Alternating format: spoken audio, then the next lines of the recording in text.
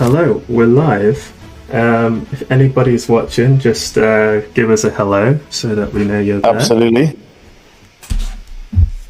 How are you doing, guys? This is episode 8. Can you imagine? Of real coaching. That's flown by, hasn't it? Absolutely, yeah. Your Sunday staple. With myself, Dr. Ayo Olatoye, and my esteemed colleague, Dr. Lewis Thomas. Hello, everyone. So thanks for joining us. We were looking around and see who's live. If you're live, just put a hello in the chat and tell us where you're listening from. We would love to hear. We would love to respond. And I always say this at the end, but if you're listening on YouTube, please like, subscribe, and share, because I think these conversations, we enjoy them. It'd be nice to know whether you enjoyed them as well. Feedback would be good. yeah. We are, if you don't know what we're doing, we are two coaches, and we're going through the conversations about Tony Stark's hero journey, starting from essentially self-centered and a bit of a jerk, and ending up as self-sacrificing and the hero, the guy who saves everybody. And we've been talking about every time Tony Stark appears in the MCU, and we are at Infinity War. Infinity War. This is where it gets good. Absolutely. So again, Infinity War for films is in my top 3 Marvel movies. I think Russo brothers, whatever they touch, just seems to turn to gold. Yeah. Yeah. So. Definitely. I kind of class Infinity War and Endgame as like the same film. So really, yeah. So because I think Infinity War is better than Endgame as a film, that they're distinct in my own mind. I think Endgame, it was great, and there was lots of fan service, which I have mixed feelings about. But yeah, so no, Infinity War for me is its own thing. Endgame is still a fantastic film. And it is in my top 5, I guess. But Infinity War is like the setup, and Endgame is just the payoff, the smash. Yeah, exactly. What do you want to go through? So again, run through your opinions of the film, and then I can do mine, and then we can start talking about the themes. So I guess I'll go into like the main theme of the film for me. Is that Peter Parker said it best when he was kind of like, I can't be your friendly neighborhood Spider-Man if there's no neighborhood. You know what I mean? So it's very much this huge threat from Thanos, like destroying the world, and people realizing that they have to step up as heroes and use their strengths and skills to put their lives on the line and sacrifice themselves, because it's this kind of understanding that this guy's going to kill you and all of your loved ones anyway, so you've got to just go for it and do whatever you can do. And that's kind of like the essence of this movie that's reflected in Tony Stark. And I'm like really liking Tony's journey, and I feel like even when he's being like his normal arrogant cocky self, I'm liking him more than I was in like Iron Man 1. I don't know, I think it's just because you can see like at the start he's like really happy, he's finally sort of getting to the point of creating this loving family with Pepper, and then boom, Thanos is in the game, and he's just like, okay, well, I just need to do this, like otherwise there's not going to be any family, and he just automatically is just ready to go, and I really respect him for that. So yeah, I think I really like how it's just such a huge threat It's like something way bigger than they've ever kind of like faced before, and obviously like the way it ends is just amazing. Like that's probably like the best end to a movie, like so shocking, that I've ever experienced. So I'll leave it there. So I mean, again, it's a fantastic film. I think the interlocking stories, the cinematography, the visuals. It was. I really like the film. I think almost like when you watch superhero movies, there's like an inevitability about, okay, well, they'll get through this. You know, they'll win and stuff. And so I remember somebody was telling me there was a formula to like superhero films. So you watch it in the first 10 minutes, the antagonist, gets the threat, and then the rest of the film is him or her looking through whatever their personal stuff to get in winning. So like the formula for films, but so like I liked the fact that they lost. If that sounds strange, that's what I was trying to say. I think Star-Lord says at one point, "Did we lose?" And so like I like that from like a concept point of view. It wasn't necessarily what you expected. And I remember watching the film, because obviously all the way through the film I'm expecting, okay, any minute now, and then it finishes and you're like, what? I resonate with what you're saying. So Tony Stark has developed these skills and these temperament types so that as soon as a threat, he's like, okay, let's go. He is the guy in the situation, in the right place at the right time for solutions to be able to right, let's go. And as much as he's arrogant and as much as he's like cocky and stuff, but he also does seem to own a sense of responsibility. I think he's getting Uncle Ben's thing to Peter with great power comes great responsibility. His initial journey was very much like, it's all about me. There's no community. There's nothing else, nothing to think about. But I think his journey with the Avengers has helped him understand that he's able to make as either IQ privilege or money privilege or power privilege. He's now, okay, now I'm in a situation where I can do something. I can't sit on the sidelines and be like, oh, someone else should sort this guy out. He's okay, it's me. And he jumps in, and I think it's noble. It's very noble. He's kind of takes that leadership role automatically because he has these systems in place, and it's nice that you can see that he's learned. So one of the things that I noticed is when they are on the ship with Doctor Strange, Doctor Strange is like, let's go back, whereas Tony is like, no, like, let's take the fight to him. Let's take it away from Earth. We don't want any more like devastation. And he's learned from that previous battle in New York. So that is even more admirable, because like he knows the threat of Thanos, and he's willing to basically sacrifice himself to take Thanos out, in this kind of surprise attack. And that takes a lot of courage, in order to do that. And I think seeing his progress throughout all of the other movies, we can see how that has grown.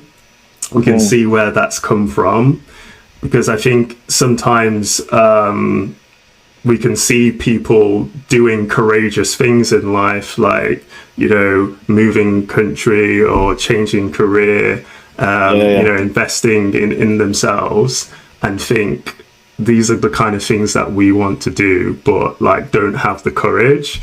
And you think that they are like somehow special because all you're seeing is them just doing that thing, but you don't really see the backstory. Exactly. Everything that they've been through to sort of absolutely right. Get to that point. And I think it's really interesting because obviously he still has some of the what you might term as negative traits in his character, but it's not like, just like you say, you can't. It doesn't negate the courage, the fact that he's arrogant and cocky and stuff like that. And I think it's really important that sometimes when you're looking at somebody or you're thinking about yourself, you think, "Oh, I'm just one thing." And I remember having a conversation with one of the resident doctors he was incredibly funny and jokey and stuff like that, but he was like an incredible doctor as well. And I remember saying to him, like, because like you're a good doctor, you don't have to hide behind the laughter, because sometimes we do that to if I make a mistake or stuff, and I want people to like me and stuff, or like an attention thing, almost like a I'm trying to articulate myself properly, just in case it goes wrong, let me just make you laugh. But there's no thing. I was like you don't have to, because sometimes when you are the class clown, nobody expects you to have any depth, or to be good at something. And I was trying to encourage him, like, you have depth and you're a good doctor, so don't feel like you have to hide behind the class clown mask. You can take responsibility and you can put yourself forward, and I think Tony does that in this situation, because you could look at him and be like, "Oh, Tony Stark, he's just X, Y, and Z. He's just this, he's just that." But no, he puts his life on the line. At a moment's notice, and he's done the quick calculations, and just like you say, it's safer for the world for me to take this fight off world to Thanos, and fight him there. So yeah, no, Tony definitely deserves props. For this one, and there's a degree of you see Tony's leadership qualities, because he didn't want Peter Parker on the ship. Trying to get him home. Peter kind of messed it up and kind of joined or whatever, but he didn't want him there because he was thinking about the danger and stuff like that. I mean, is that a bit of a hero complex, and only I can solve the problem, whatever? Maybe. I don't know. I feel like he adapted well to the situation, in terms of, like, obviously he didn't want to be responsible for anything bad happening to yes. Peter. But I think he then collaborated well with him and allowed Peter's strength to kind of shine through and become like a valuable team member. And again, it comes down to kind of just being quick to accept how things are, rather than be like, "Oh, Peter, why are you here? You've ruined everything." Like, he was just like, "Okay, you're here. Let's do this. Let's make a plan." Absolutely. And it works out well, because Peter is the one who has the idea that ends up saving Doctor Strange and getting them out of that situation. So it's very good leadership. It's good teamwork. The other dynamic is obviously with Doctor Strange, it comes to leadership. So what are your thoughts about Tony and Doctor Strange and how they work together? So again, both of them are used to being the head and the leader and the boss.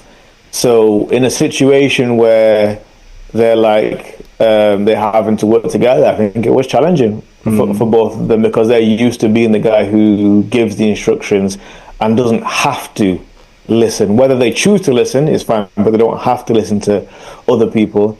And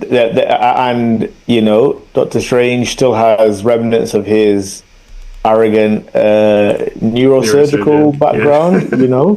I mean, I'm sure there are other specialties who are arrogant. Don't sue me, neurosurgeons. But yeah, so him and Tony Stark are very similar, very, very similar. And sometimes people say that it's, like when I have heard people say, "Oh, I always argued with my dad or my mom," but it's because we're very similar. And I think that they clashed because of similarities. And I suppose it's a question for all of us, like, in terms of the way that we show up in the world, if you met you, would you like you? Essentially, Tony Stark is seeing a mirror of, and he doesn't get on with them. Yeah. You know, but yeah, in terms of leadership, I think they struggle, but I think they develop a respect for each other in terms of like capability and stuff. And we'll probably see more of that in Endgame, but they develop a respect for each other, and they're very clear on terms.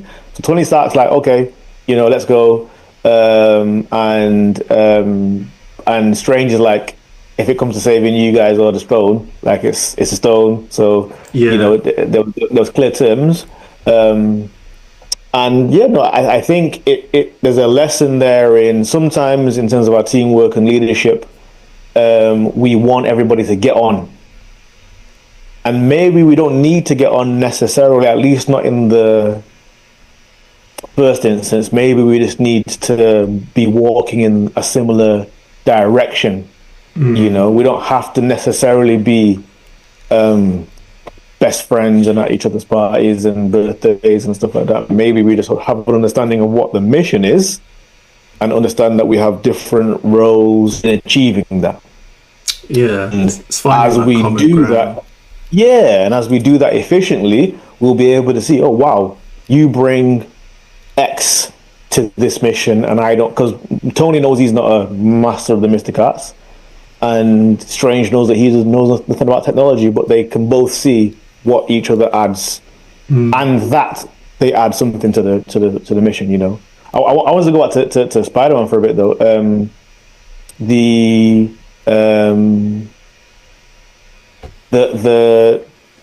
Tony's oh no, I forgot what I was going to say. Sorry.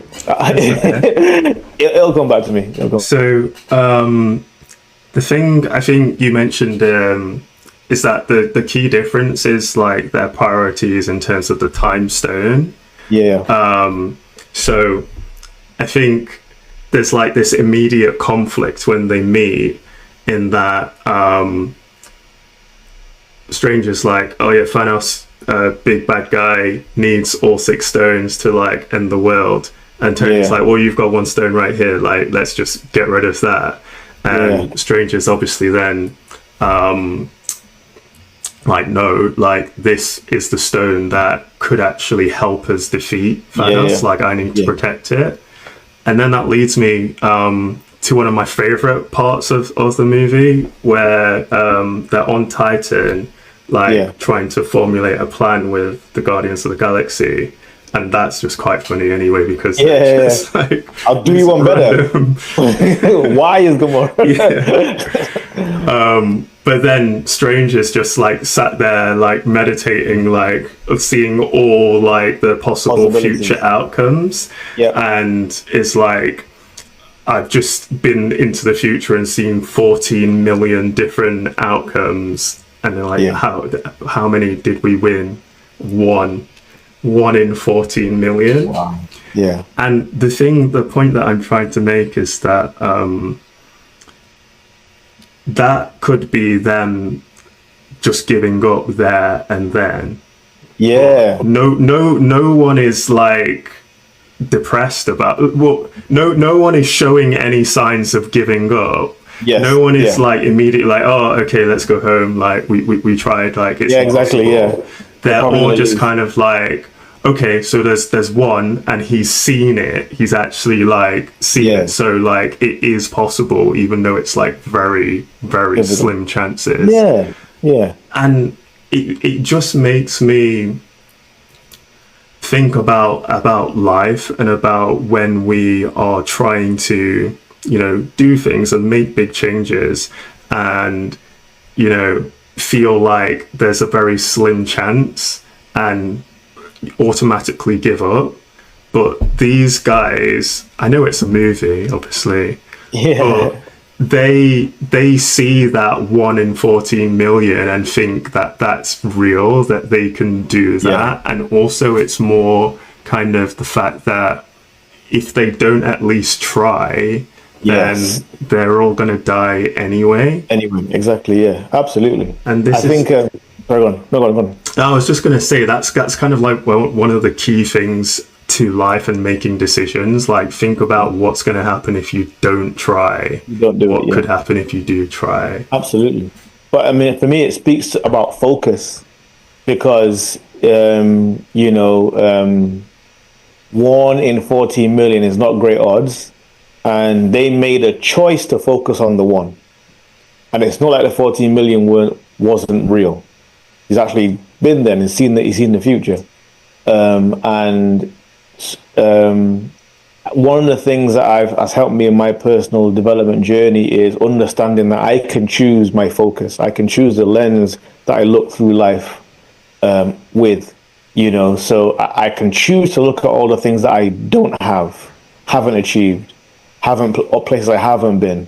And those things are real. Any fact has some sort of negative aspect to it. Or I can choose to focus on the things that serve me, you know, and empower me and help me move forward. But I think one of the things that I found when I'm speaking to people is very much like, oh, but this is just who I am. You know, my natural inclination is negative. I'm just, you know, this way. And I'm like, well, that's nice to know where we're starting. We can end up in a different place, and we can work at, you know, changing from a negativity bias to a positivity bias, and what can you achieve, and moving from being a victim, you know, to being more of a.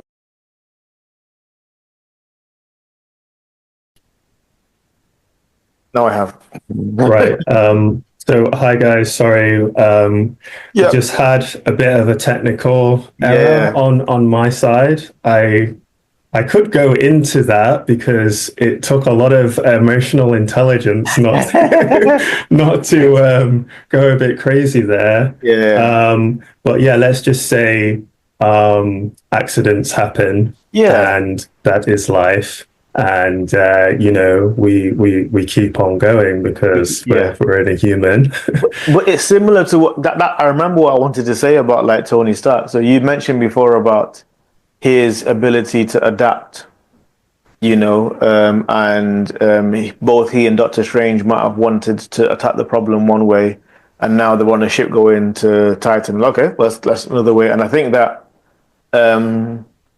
it's a strength because I think there's an adaptability quotient as well, something to do with like work. And I remember reading that people who are successful leaders and people who are more successful in their jobs have a high level of adaptability quotient. So, you know, you're supposed to ask yourself if it has to be a certain way, you know, or like this, or if you get tripped or triggered if the plan has to change. That's something to maybe look at. And maybe something to develop. Because I know for myself, I've often wondered how much on the spectrum I am, because sometimes if things change, I'm like, and I've learned to, you know, just reframe it. Like you say, these things happen. In fact, one of my mentors says, disruption follows intention. So the first thing that happens after you try and do something good is something hard.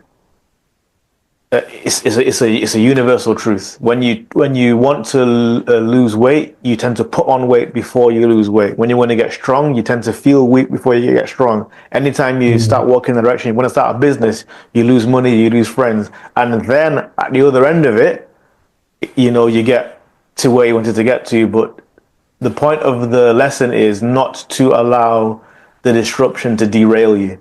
They could have been like, oh my goodness, oh, now we're on a ship, and oh, and Peter's here. Oh no, it's not going to plan. But they just had to keep moving, you know. And there's time to, I suppose, decompress and unpack later. But now we've got a mission. Let's keep the main thing the main thing. Yeah, definitely. It's not losing your cool when things go wrong, and just kind of expecting that. Life is a bumpy road, isn't it? And it's not always going to go smoothly. Yeah, exactly. And these things happen. Indeed.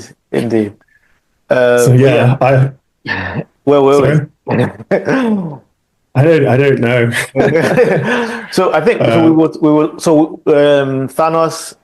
So Tony Stark and Doctor Strange, they're on Titan, and Stark has done, Strange has done all his 14 million to 1 chancing. We were talking about what to focus on. That was it. Talking about like, okay, so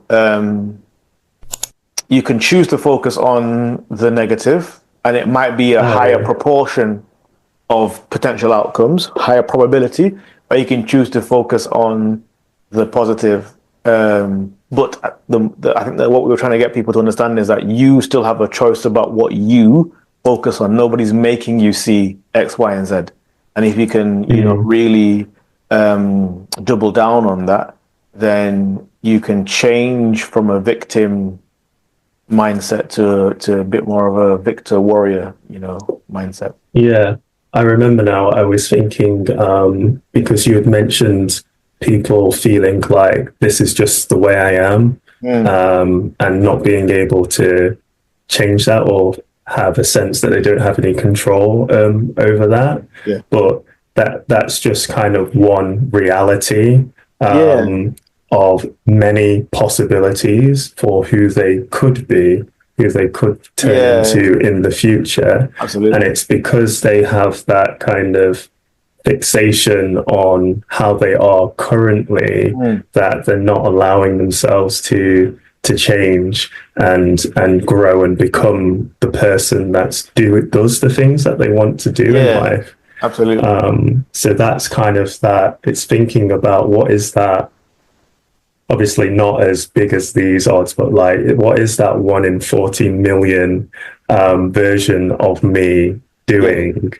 What is that life that I want to have? And just kind of focusing on that as if it's a real possibility that exists and making it happen. Just bringing that into creation that way. Definitely. Right. Okay. So in the film, they've confronted Thanos, and he's won. And I think that Thanos says something in Endgame that I think there's some truth to, but obviously he is goading them. But we're going to talk about it next time. He says they couldn't deal with their failure. That's the only way he can frame them coming back or doing the time heist. They couldn't deal with their failure. And I think that failure is a big topic in itself. How to fail, the inevitability of failure. But I do think that there's something about like having a framework for dealing with the fact that sometimes things are not going to go your way, and allowing the feelings of that to wash over you rather than avoiding it. And if there's something to learn, let's learn it. Let's not self-flagellate and it's all my fault. No. If there's something to learn, let's learn it. But just like you said before, and then get up and keep going. Because I think there's two probably extremes in this situation. There's never slowing down enough to feel the failure and just keep going, but then you're never learning anything. And then there's the eternal navel gazing of, how did I get here? And then you're never progressing. There's got to be a balance between, okay, what can I learn? And also, I have to keep going. What do you think about that? Yeah, sorry. It was just, the connection was just a bit choppy there. Oh, right, okay. So you're talking about learning from failure, and applying what you've learned to the future, and sort of having that sort of let's keep going mindset, which is something that I like. I think is the way to success, because we have to accept that failure is part of success. It's always going to be, part of the journey to get to a successful outcome. So the people who are successful are the ones that are best at sort of dealing with failure. And part of that is, learning and applying what you've learned to the future, really. Yeah, absolutely. I mean, I would even go as far as say failure is the route to success, because I think sometimes we do our best to avoid failure, but it's like trying to hold back the wind. Failure is inevitable, and just like, I don't know, dealing with complaints or whatever, you can try and organize things in your life so that you don't fail, but that'll probably equate to you not trying anything of any significance. you know. Mm. And I think fear of failure is a big thing that's stopping so many other people putting your neck out because, you know, I don't know what's happened, you know, in society or family and stuff that's made us think that failure is the end. You know, most of us when we fail, we don't die. You know, you have the ability to get up and start again. Have you ever watched that film, Meet the Robinsons? No. It's a really good film. I watched it with my kids. So basically, there's a guy who is an inventor, and he has created a culture in his family. So whenever they fail at anything, everybody gives a cheer because they know that they're that one more iteration closer to the thing that works. So you have to fail. You have to get through all of these things that don't work, you know, to get where you're going. And when I'm working with people, sometimes I get them to say, okay, well, let's imagine success is 100 steps in the future, but you have to have 99 failures to get there. If you know success is coming, how quickly are you going to want to get through those failures? Because most of us, we don't know success is coming or we don't believe it. So our steps are trepidatious. We're going very, very, very cautiously rather than, and I'm not talking about going headlong without any sort of due diligence or whatever, but like there is a rate of which I'm going to go through the task if I understand that getting through the failures is the route to getting to the success, you know, and reframing failing in that sense, because now I'm excited about it. I'm excited about it. I'm not even, most of us are looking for the yes in life, not the no. But if you know that there is a yes out there and you look for the no's, the more no's you get through, the closer you are. Yeah, it's going to happen. Yeah, exactly. Yes. And for me, because before I started on this journey of self-development, and I didn't really understand why it was important to have goals. Because in this context, the goal helps you, okay, I'm going to get there. So goal, just put that in the bracket of success. But if I have nothing that I am aiming for, there's no reason to go through the failures quickly.